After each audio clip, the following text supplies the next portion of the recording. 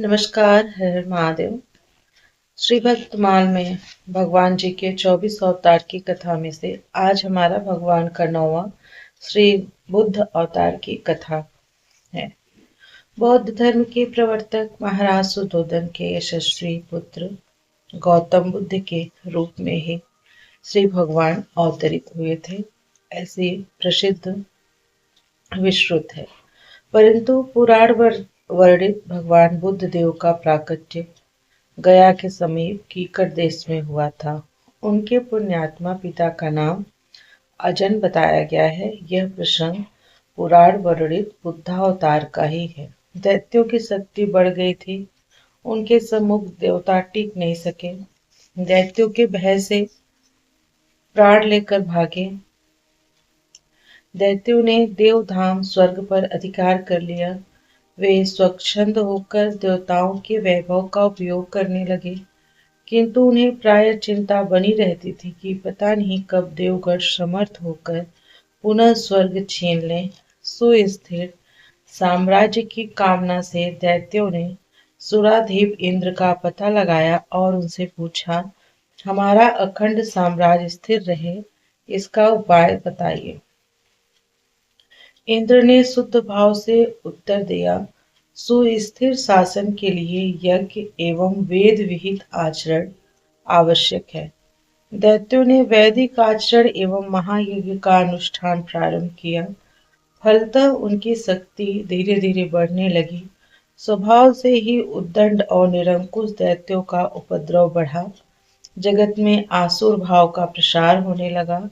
असहाय और निरुपाय दुखी देवगण जगतपति श्री विष्णु भगवान के पास गए और उनसे करुण प्रार्थना किए, तो भगवान ने उन्हें आश्वासन दिया। श्री भगवान ने बुद्ध का रूप धारण किया। उनके हाथ में मार्जनी थी और वे मार्ग को बुहारते हुए उस पर चरण रखते थे। इस प्रकार भगवान बुद्ध दैत्यों के समीप पहुंचे और उन्हें उपदेश दिया, यज्ञ करना पाप है। यज्ञ से जीव हिंसा होती है। यज्ञ की प्रज्वलित अग्नि में ही कितने जीव भस्म हो जाते हैं। देखो, मैं जीव हिंसा से बचने के लिए कितना प्रयत्नशील रहता हूँ। पहले झाड़ू लगाकर पथ स्वच्छ करता हूँ, तब उस पर पैर रखता हूँ। सन्यासी बुद्ध देव के उपदेश से दैत्यगण प्रभावित हुए। उन्होंने यज्ञ एवं वैदिक आचरण का परित्याग कर दिया। परिणामतः कुछ ही दिनों में उनकी शक्ति क्षीण हो गई। फिर क्या था, देवताओं ने उन दुर्बल एवं प्रतिरोधहीन दैत्यों पर आक्रमण कर दिया। असमर्थ दैत्य पराजित हुए और प्राण रक्षा के लिए यहाँ वहां भाग खड़े हुए। देवताओं का स्वर्ग पर पुनः अधिकार हो गया। इस प्रकार सन्यासी के वेश में भगवान बुद्ध ने त्रैलोक्य का मंगल किया। कलयुग में बौद्ध धर्म के प्रवर्तक के रूप में गौतम बुद्ध ने जन्म लिया। श्री बुद्ध जी का बचपन का नाम सिद्धार्थ था। ये स्वभाव से बड़े दयावान थे। किसी का किंचित मात्र भी दुख देख लेते तो विकल हो जाते। यही कारण है कि उनके पिता राजा शुद्धोधन की ओर से राज्य में ऐसी व्यवस्था थी कि कोई दुखमय प्रसंग इनके दृष्टि पथ में न आने पाए। परंतु यह सब होने पर भी देवयोग से एक दिन सहसा एक रुग्ण पुरुष को, कुछ ही दिन बाद एक अत्यंत वृद्ध पुरुष को, उसके बाद एक मृतक को देखकर इनकी आत्मा सिहर उठी और उसी दिन से ये जगत से उदास हो गए। इनकी यह उदासीनता माता पिता को खली और इन्हें जगत प्रपंच में फंसाने के लिए अत्यंत रूपवती यशोधरा नाम की कन्या से विवाह कर दिया और समय पर सिद्धार्थ के राहुल नाम का एक पुत्र भी उत्पन्न हुआ। परंतु उदासीनता मिटी नहीं, बल्कि बढ़ती ही गई। परिणाम स्वरूप अपनी प्रिय पत्नी यशोधरा, नवजात पुत्र राहुल, स्नेह मूर्ति पिता महाराज सुद्धोधन तथा वैभव संपन्न राज, इन सबको ठुकरा कर युवावस्था में ही गौतम घर से निकल पड़े। केवल तर्क पूर्ण बौद्धिक ज्ञान उन्हें संतुष्ट करने में समर्थ नहीं था। उन्हें तो रोग पर, बुढ़ापे पर और मृत्यु पर विजय पानी थी।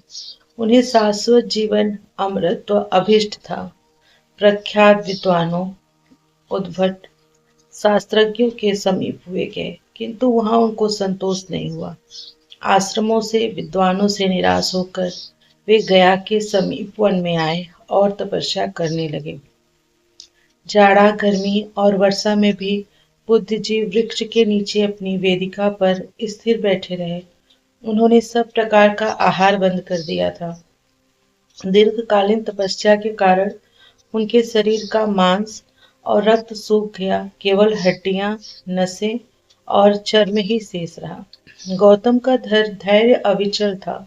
कष्ट क्या है इसे वे अनुभव ही नहीं करते थे, किंतु उन्हें अपना अभीष्ट प्राप्त नहीं हो रहा था। सिद्धियां मंडराती, परंतु एक सच्चे साधक, सच्चे मुमुक्ष के लिए सिद्धियां बाधक हैं। अतः गौतम ने उन पर दृष्टिपात ही नहीं किया। एक दिन जहाँ गौतम तपस्या कर रहे थे, उस स्थान के समीप के मार्ग से कुछ स्त्रियां गाती बजाती निकली। वे जब गौतम की तपोभूमि के पास पहुंची, तब एक गीत गा रही थी जिसका आशय था, सितार के तारों को ढीला मत छोड़ो, नहीं तो वे बेसुरे हो जाएंगे, परंतु उन्हें इतना खींचो भी मत कि वे टूट जाएं। गौतम के कानों में वह संगीत ध्वनि पड़ी। उनकी प्रज्ञा में सहसा प्रकाश आ गया। साधना के लिए केवल कठिन तपस्या ही उपयुक्त नहीं है, संयमित भोजन एवं नियमित निद्रा व्यवहार भी आवश्यक है। इस प्रकार सम्यक बोध प्राप्त कर लेने पर गौतम का नाम गौतम बुद्ध पड़ा। तत्व ज्ञान होने के बाद भगवान बुद्ध वाराणसी चले आए और अपना सर्वप्रथम उपदेश उन्होंने सारनाथ में दिया। सत्य, अहिंसा, अस्तेय, अपरिग्रह, ब्रह्मचर्य, नित्य गानादि त्याग, सुगंध माला त्याग, असमय भोजन त्याग, कोमल सैया त्याग, कामनी कंचन का त्याग, ये 10 सूत्र आपने दुख उन्मूलन एवं निर्वाण प्राप्ति में परम उपयोगी बताए हैं। धम्मम शरणम गच्छामि, बुद्धम शरणम गच्छामि, संघम शरणम गच्छामि, यह बुद्ध जी का शरणागति मंत्र है। हरे नमः, हरे नमः, हरे नमः। ओम नमः पार्वती पते, हर हर महादेव। अब श्री भगवान जी के कल की अवतार की कथा का पाठ हम अगले वीडियो में करेंगे।